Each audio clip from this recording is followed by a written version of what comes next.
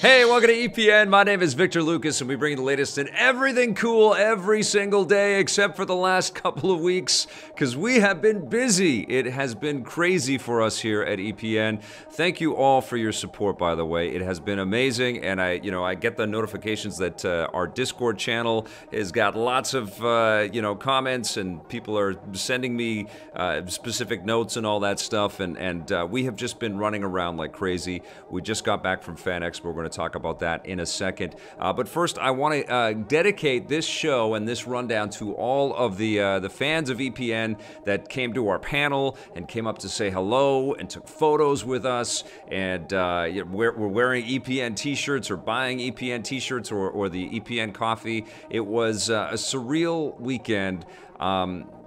To just sort of like meet people face to face and then to have stuff physicalized and people, give me hugs and take pictures and then walk away with stuff that has our brand on it. It was just surreal and it was so awesome. And also a special shout out to Paul Adamson, who was a real help for us. He went off and chased, it took him forever to find these things at Fan Expo. We went off and grabbed some Sharpies that we needed so we could sign some more stuff, and you're a real sweetheart. Thank you so much. But let's get started with our rundown. Superman is leaving Krypton and heading to the vast fantasy realm, the continent. Henry Cavill is set to star in the new Witcher series in development by Netflix. He'll play the heroic Geralt of Rivia, who, like in the books and video games, will explore the continent and take on different quests and slay fearsome monsters. Netflix has already ordered an 8-episode first season of The Witcher, and given the international popularity of the franchise, particularly in Eastern Europe, this is part of the streaming giant's plan to win over more subscribers in new markets. Shooting is expected to begin soon, although the show doesn't have a premiere window yet. And I think this is a great move for Henry Cavill. I know he's been teasing that he's a huge fan of The Witcher. He's been talking about it, so obviously this was in the works. He's a big star to attach to the property, and I'm sure that everybody at CD Projekt Red is incredibly happy, and the writers of the books. I don't know if it's just one person. I haven't read the books. I'm sorry, but it's very, very exciting news all around for The Witcher, because it's just going to raise the profile on the incredible franchise that this property has become, and presumably that will just help future iterations of the games be cooler and the books be cooler, and it's just a big part of fantasy lore now, which is great. What this means for Superman, however, is anybody's guess. This could be Warner Brothers kind of signaling that they're ready to let Henry Cavill go. Presumably Ben Affleck is done with Batman as well, so we may be seeing a full recasting of the Justice League.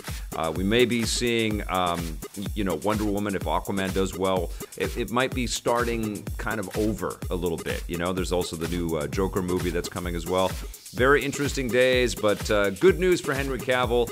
He is definitely not my favorite actor in the world. I don't mean to harp on him. I think he's solid, but he's just not that exciting. I think he's a pretty solid Superman, but maybe this will change. He was all right in Mission Impossible Fallout, but this is definitely good news for him and for all the Henry Cavill fans out there. Now, over in the Marvel Universe, it looks like Drax isn't afraid to destroy his relationship with Disney.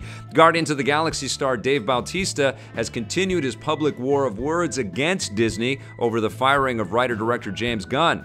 Speaking on the Jonathan Ross show, Bautista says that he's very unhappy about Disney's decision to fire Gunn over decade-old jokes, which has made his relationship with the studio very bitter. He admits that he's still not sure if he even wants to work with Disney at all, which means he could walk away from the franchise altogether. These are the strongest words yet from a member of the Guardians cast. Although all the lead actors have publicly voiced their support for Gunn, production of Guardians of the Galaxy 3 has been postponed indefinitely while Disney searches for a new director, and there's no telling when or if things will get back on track. This is very, very messy. It's it's obviously incredibly complicated. I have mad respect for Dave Bautista. Not only is he an incredible talent that I think the Guardians of the Galaxy movies have really been able to showcase, and the Avengers movie, Infinity War, have really been able to kind of show us how talented this guy is. But I just like the fact that he's sticking to his guns, and he's got a real strong virtue around all of this stuff. He supports his friend. He thinks it's crazy, all of these things. I just have mad respect for him, you know? I think that's really, really cool. And clearly, we haven't heard the last of this, so, you know, Disney and Marvel have got some cleaning up to do. I don't know who's going to want to direct Guardians of the Galaxy 3. I don't know who's going to want to take over and assume that mantle. I think that's a very tricky thing. We may never see a Guardians of the Galaxy 3 with this cast. It may have to be scrubbed and started over again, which would be sad, but, you know, these things have never happened before. This is the first time I've ever seen anything like that happen. But it's definitely very interesting days for Disney, and it's going to be weird to see them not do the same thing that they've done to James Gunn to other performers who have equally controversial backgrounds. Sarah Silverman. Anyways, let's get going. Get ready to return to the basement with another Binding of Isaac adventure. Creator Edmund McMillen has announced a new project called The Binding of Isaac Resistance. It's a standalone expansion to the original game, similar to the Rebirth and Afterbirth expansions, only this time around it's coming from an unlikely source. Repentance is actually based on a fan mod called Anti-Birth, with McMillen working with the mod's creator Vin to polish it and make it an official paid expansion. It will include new enemies, power-ups, playable characters, and music, and even new story cutscenes. The original game was released way back in 2011, and McMillen promises that this will be the final expansion, for real this time. No details on when The Binding of Isaac Repentance will arrive.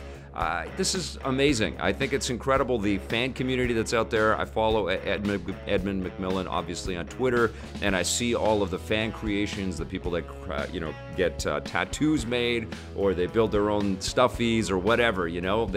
They just love this world, and clearly it's been a huge success for him and for the people that he has worked with to bring this game out, but also for the fans, and the fact that he's kind of reaching into the community and bringing this new content out there really speaks to the resonance that this game has had.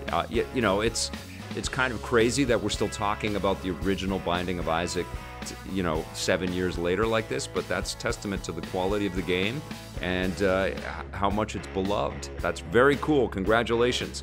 Now, they're making a new Die Hard movie, and no, it's not going to be called Die Hardest. Speaking with Empire magazine, Die Hard producer Lorenzo de Bonaventura has confirmed that a 6th film in the action franchise is on the way, and it already has a title, McClane. This means they're dropping the Die Hard moniker in favor of the main character's last name.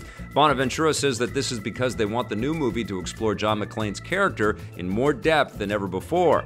As for what it will be about, there are rumors that it will be a prequel set before the original movie, although this hasn't been confirmed. Bonaventura seems to cast doubt on this, saying that it's impossible for him to imagine a Die Hard movie without Bruce Willis, so we'll have to wait and see. No release window yet, and this will be the first Die Hard movie produced by Fox following their acquisition by Disney, which is expected to be completed within the next year. Am I excited for a new Die Hard movie?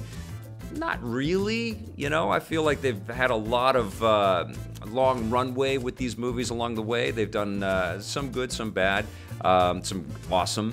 But I feel like there's, I mean, I'll go see it. I'm curious. I think what's happened is the last few have just kind of tarnished it, you know, or the last couple at least. They've just sort of felt perfunctory, just like they're trying to recapture magic and they couldn't. You know, and Bruce Willis, I love the guy. He's an incredible, quirky action star, and he was great in the original, the first 3 Die Hard films. He's good as this character. I certainly don't think that he's too old to jump back in. I think we're in this era of, you know, aging action stars being able to sort of hold their own on film, and I think he's definitely competent and capable of doing that. It just has to be a good movie. So I am not excited just by the brand of Die Hard coming out there. I'll be excited as I start to see some footage and I start to see the commitment from the people involved.